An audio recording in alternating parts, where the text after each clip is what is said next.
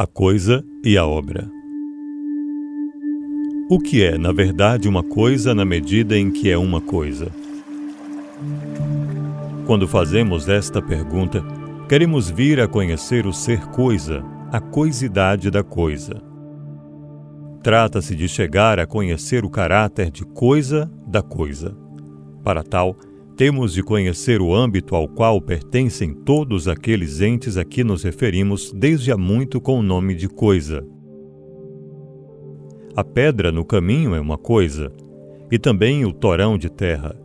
O jarro é uma coisa, e também a nascente junto ao caminho. Mas, então, e o leite dentro do jarro e a água da nascente? Também estas são coisas, se chamamos com propriedade coisa a nuvem do céu, e ao cardo do campo, a folha esvoaçando ao vento de outono e ao açor voando sobre a floresta. Tudo isto deverá ser chamado, de fato, uma coisa, se até o que não se mostra a si mesmo, como o faz tudo aquilo que acaba de ser enumerado, se atribui o nome de coisa ao que não aparece. Uma tal coisa que não aparece ela mesma, quer dizer, uma coisa em si, é, por exemplo, segundo Kant, a totalidade do mundo. O próprio Deus é uma coisa desse tipo. Chama-se, na linguagem da filosofia, coisa às coisas em si e às coisas que aparecem, a todo ente que, em geral, é. É certo que o avião e o aparelho de rádio fazem hoje parte das coisas, que nos são mais próximas. Porém, quando consideramos as coisas últimas, aí estamos a pensar em algo totalmente diferente. As coisas últimas são a morte e o juízo. Em suma, a palavra coisa indica aqui tudo aquilo que não é simplesmente nada. De acordo com esta significação, também a obra de arte é uma coisa, na medida em que, em geral, é algo que é um ente. Mas então, este conceito de coisa não nos ajuda em nada, pelo menos de forma imediata. Relativamente ao nosso propósito de marcar os limites do ente, que é ao modo de ser da coisa, face ao ente, que é ao modo de ser da obra. Além disso, também sentimos escrúpulos ao chamar a Deus uma coisa. Do mesmo modo, hesitamos em tomar por uma coisa o camponês no campo, o fogueiro frente à caldeira, o professor na escola. O homem não é uma coisa. É verdade que, em alemão, chamamos a uma rapariguinha muito jovem que empreende uma tarefa que a ultrapassa uma coisinha tão nova, mas apenas porque nos parece, de algum modo, faltar aqui o ser humano e julgamos antes descobrir aquilo que constitui o caráter de coisa da coisa. Hesitamos até em chamar coisa a corça na clareira da floresta, ao escaravelho na erva, ao rebento. Coisa seria antes para nós o martelo e o sapato, o machado e o relógio. Mas também estes não são meras coisas. Como coisa só valem para nós a pedra, o torrão, um pedaço de madeira. Aquilo que, na natureza e no domínio do uso, é inanimado.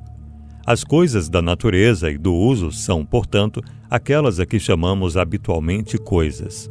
Desta forma, vemo-nos reconduzidos do âmbito mais vasto, no qual tudo é uma coisa. Também as coisas supremas e finais ao domínio circunscrito mais estrito das meras coisas. O mero quer aqui dizer, por um lado, a pura coisa, que é simplesmente uma coisa e nada mais. Mas o mero quer dizer simultaneamente apenas e só uma coisa, num sentido já quase depreciativo. As meras coisas, excluindo até as coisas de uso, são tomadas como sendo as coisas propriamente ditas. Ora, em que é que consiste o caráter de coisa destas coisas? A coisidade das coisas tem de se deixar determinar a partir delas. Essa determinação deixa-nos em posição de caracterizar o caráter de coisa enquanto tal. Assim apetrechados, podemos caracterizar a realidade efetiva quase palpável das obras, na qual, então, ainda está algo de outro. Ora, é um fato bem conhecido que, já desde há muito, desde que a pergunta o que é, em geral, o ente foi feita, o que sempre de novo se nos impõe como o ente padrão são as coisas na sua coisidade. Por consequência, Temos de encontrar já nas concepções tradicionais do ente a circunscrição da coisidade das coisas. Por isso, precisamos apenas de nos assegurarmos expressamente deste saber da coisa que nos foi transmitido, para sermos dispensados do trabalho árido de nós mesmos à procura pelo caráter de coisa da coisa. As respostas à pergunta "o que é a coisa?" são de tal modo familiares que não se suspeita nada de digno de questão por detrás. As concepções da coisidade da coisa que, dominando no decurso do pensamento ocidental, há muito se tornaram óbvias e que hoje são de uso corrente, deixam-se agrupar em 3 blocos. Uma mera coisa é, por exemplo, este bloco de granito. É duro, pesado, extenso, maciço, disforme, áspero, colorido, em parte baço, em parte polido. Tudo isto que enumeramos pode ser visto na pedra. Assim, tomamos conhecimento das suas notas características. Porém, as notas características dizem respeito àquilo que é próprio da pedra ela mesma. São as suas propriedades. A coisa tem-nas. A coisa? Em que é que pensamos quando consideramos agora a coisa? A coisa não é manifestamente apenas o aglomerado das notas características, nem sequer o amontoado das propriedades mediante o qual somente o conjunto surge.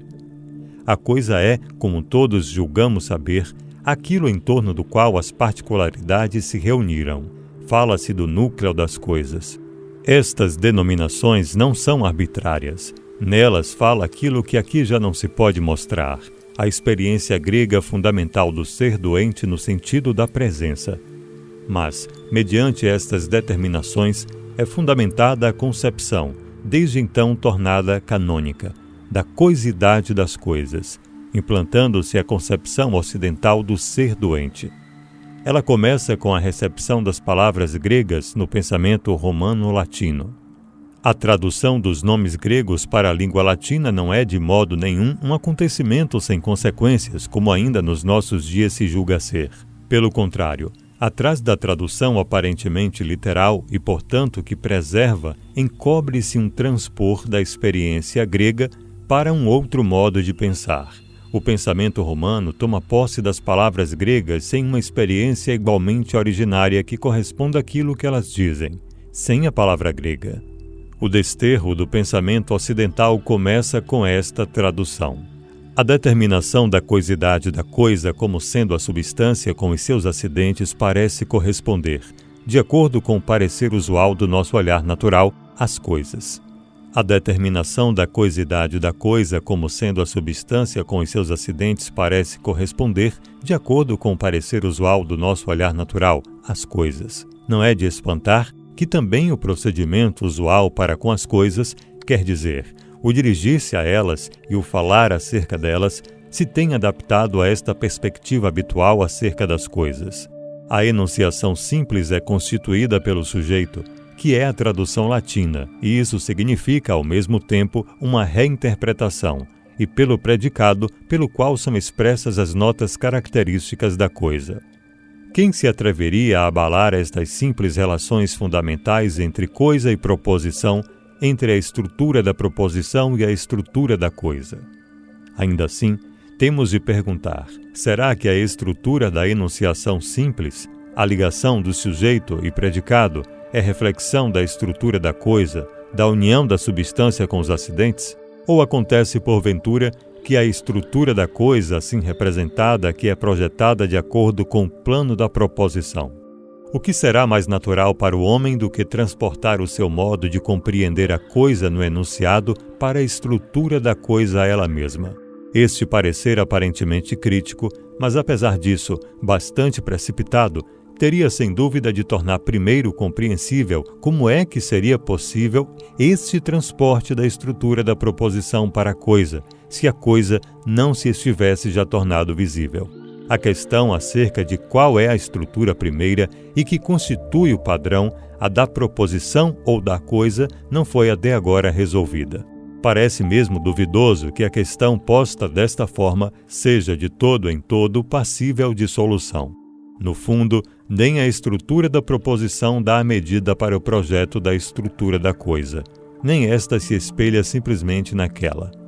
Ambas, a estrutura da proposição e a da coisa, têm origem quanto à sua especificação e à sua relação recíproca possível, numa fonte comum mais originária. De todo o modo, a concepção da coisidade da coisa apresentada em primeiro lugar, a coisa como portadora das suas notas características, apesar de ser frequente, não é tão natural como se nos apresenta à primeira vista.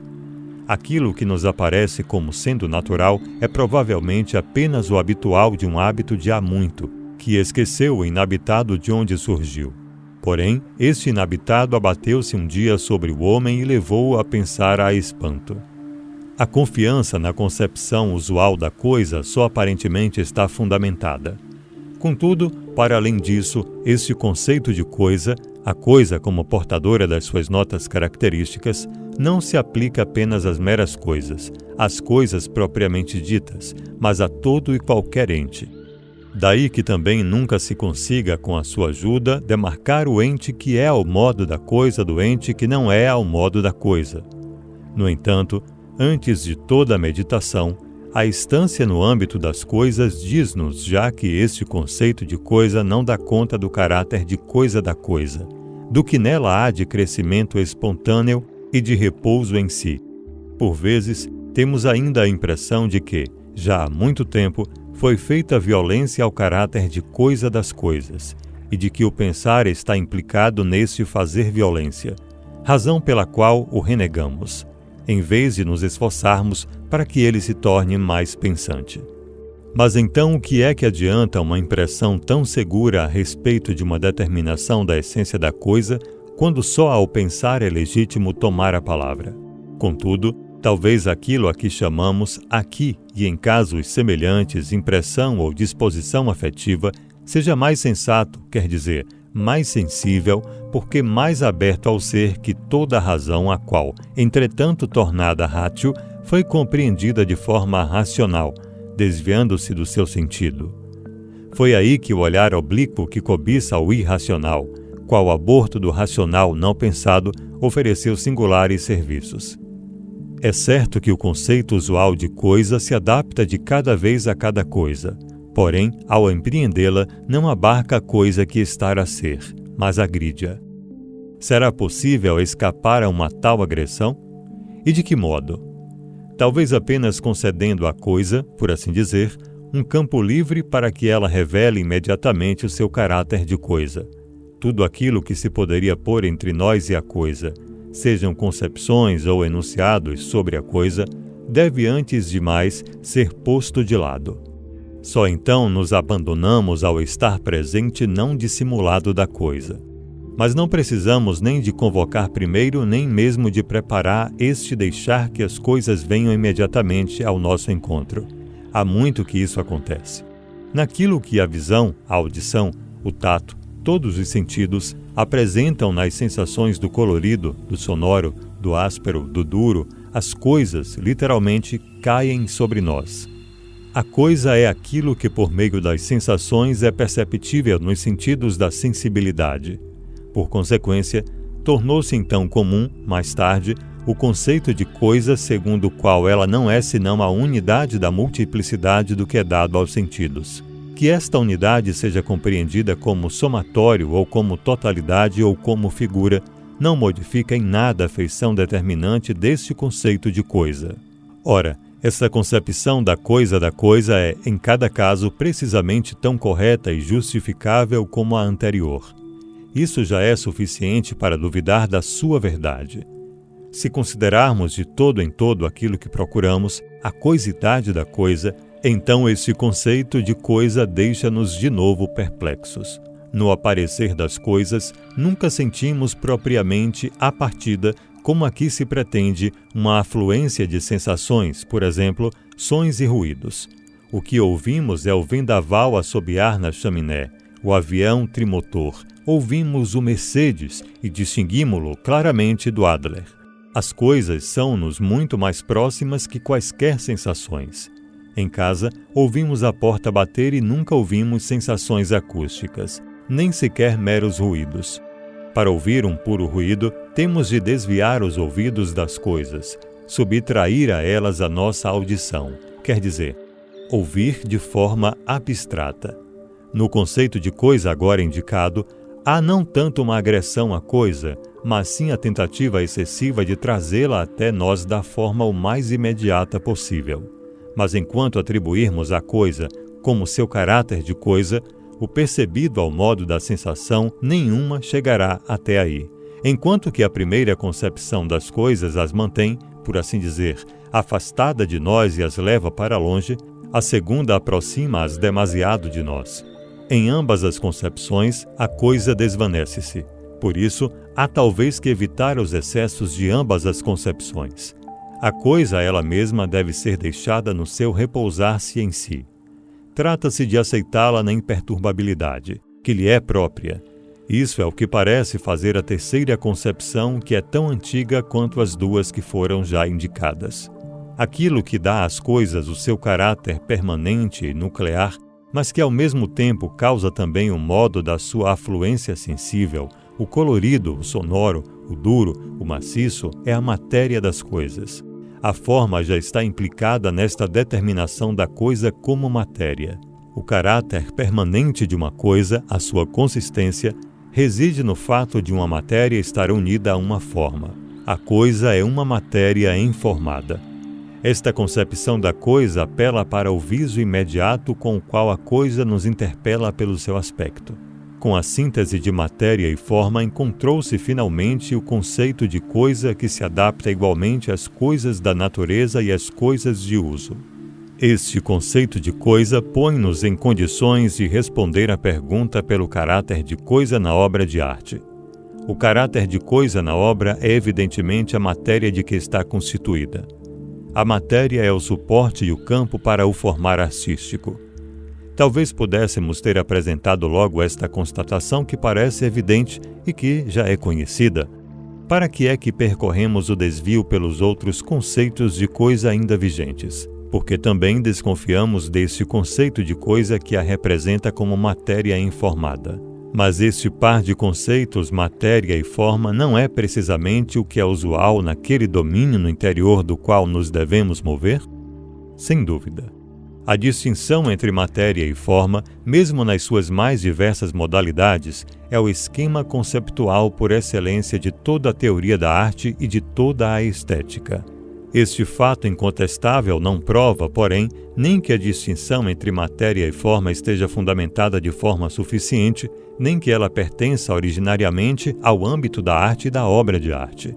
Além disso, o âmbito de validade desse par de conceitos já há muito que vai para além do terreno da estética. Forma e conteúdo são conceitos, tornados lugares comuns, sob os quais se deixa subsumir tudo e mais alguma coisa. Se à forma for até mesmo atribuído o racional e à matéria o irracional, se considerar o racional como sendo o lógico e o irracional como o ilógico, se assim a relação sujeito-objeto for ligada ao par de conceitos matéria e forma, então o representar dispõe de uma mecânica de conceitos irresistível. Contudo, se é isto que se passa com a distinção entre matéria e forma, como é então suposto que apreendamos ainda, com a sua ajuda, o âmbito particular das meras coisas na sua diferença relativamente aos restantes entes? Apesar disso, talvez esta caracterização segundo matéria e forma recupere a sua força de determinação, bastando para isso que anulemos a expansão e o esvaziamento destes conceitos. É certo, mas isto pressupõe que saibamos em que domínio circunscrito do ente eles desempenham a sua verdadeira força de determinação. Que ele corresponda ao âmbito das meras coisas é, até agora, apenas uma suposição. A referência à aplicação abundante desta concatenação de conceitos na estética poderia levar-nos antes a pensar que matéria e forma são determinações que brotaram da essência da obra de arte e que só a partir daí foram transportadas de volta para a coisa. Onde é que a concatenação de matéria e forma tem sua origem? No caráter de coisa da coisa ou no caráter de obra da obra de arte? O bloco de granito que repousa em si é algo de material numa forma determinada, se bem que grosseira, Forma quer aqui dizer a distribuição e a disposição das partes da matéria pelos lugares do espaço, de onde resulta um contorno particular, quer dizer, o de um bloco. Mas também o jarro é uma matéria que reside numa forma, bem como é o machado ou os sapatos. Mas a própria forma, como contorno, não é aqui somente o resultado de uma distribuição da matéria. Bem pelo contrário, é a forma que determina a distribuição da matéria. E não apenas isto, ela traça até, em cada caso, a especificação e o sortimento da matéria. Algo impermeável para o jarro, algo suficientemente duro para o machado, algo resistente e ao mesmo tempo flexível para os sapatos. O entrelaçamento de forma e matéria que aqui vigora está de mais a mais regulado de antemão a partir daquilo para que o jarro, o machado, os sapatos servem.